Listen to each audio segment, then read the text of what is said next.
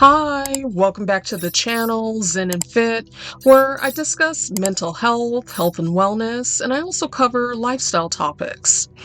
In today's video, I'm going to be continuing with the special series that I've been doing, where I talk about well-known individuals who've been open about their mental health journey, their health and fitness, or even just their own struggles with mental health and weight loss. In today's video, I'm going to be covering Florence Griffith Joyner, also known as Flo-Jo.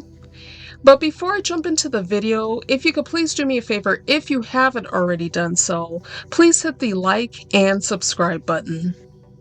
Flo-Jo is a well-known sprinter from the 80s and early 90s, even though she has been deceased for several years since the 1990s. She passed away actually in 1998. People still know her name till this day. Many Olympic athletes, especially sprinters, will speak of Flo-Jo. She won a total of 5 Olympic medals during her career. 3 of those medals were gold and 2 of those medals were silver. She was known for the sprints, especially the 100 and 200 meters. She also ran relays. I know towards the end of her career, or when she was actually trying to come out of retirement, for the 1996 Atlanta Olympics, she was trying to compete in the 400 meters, but unfortunately, due to like an injury or something that was going on at that time, she wasn't able to compete. In addition to holding 5 Olympic medals, Flo-Jo broke the record for not only the 100-meter dash, but also the 200-meter dash. And her record has never been broken. She set these records back in 1988.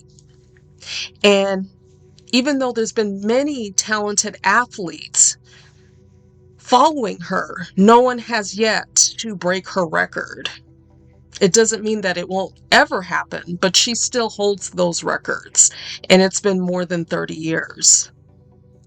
Flo-Jo was not only well known for her speed and talent on the track, she was also a fashionista during her time because she was known for wearing bold colors when it came to her track and field outfits, and she even started the one-legger unitard.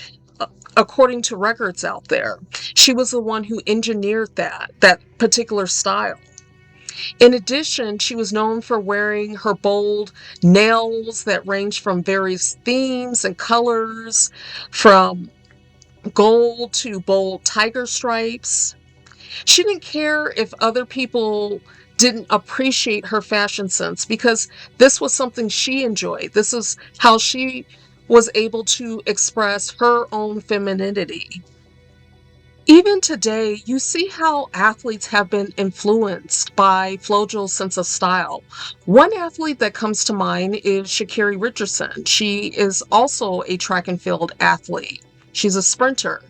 And you see some of the bold styles that she wears, especially when it comes to her nails. And it's been said that she was influenced by Flo-Jo's sense of style. So it just shows how her influence lives on in so many different ways. I think what made Flo-Jo such a successful person on a professional level, both in track and field and in the other industries that she worked in while she was alive, was due to her understanding of the balance between achieving physical fitness along with having mental well-being, mental stability. Because especially in the field of track and field, you do have to keep your emotions in check. You have to regulate your mental health when it comes to a track and field meet, because sometimes that can be anxiety provoking for some people out there, especially right before the race starts. And if a person isn't able to shake off jitters, the anxiety that they're feeling, that can negatively affect their performance in that race.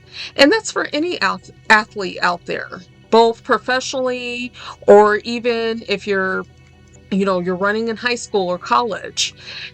If you're not able to kind of psych yourself up and block out those jitters, that will, of course, affect your performance, and it won't be in a good way.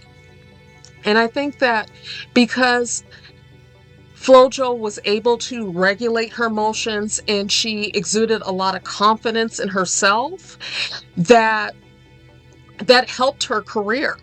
Because even watching past interviews of her and how she described how she would mentally prepare in a race, especially right before the race started, how she visualized how she was going to drive out of the blocks to utilize her power and her speed, that helped her in her races.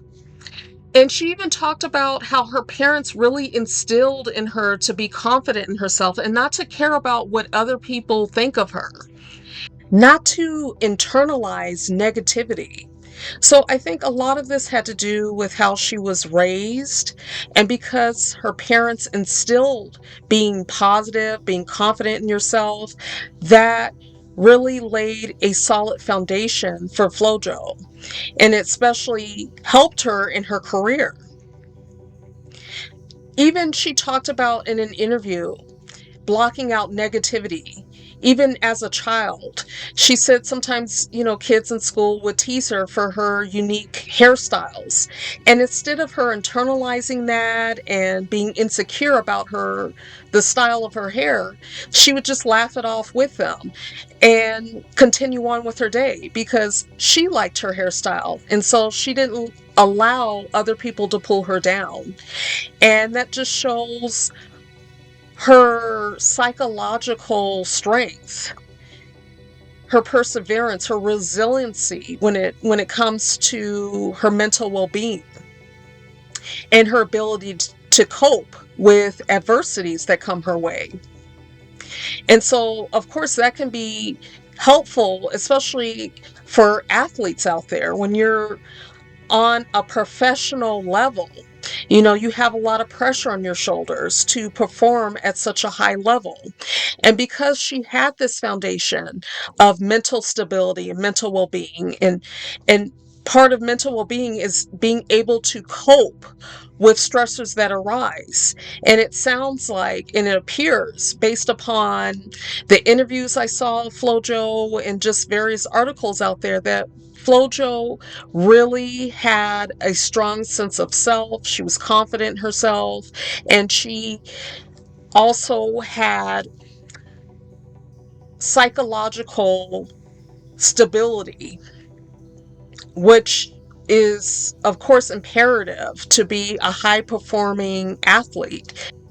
According to information I found out there, Flo-Jo truly believed that peak physical fitness required total alignment between a focused mind and a strong body. And you could see that she exuded that just in her interviews and just how she carried herself.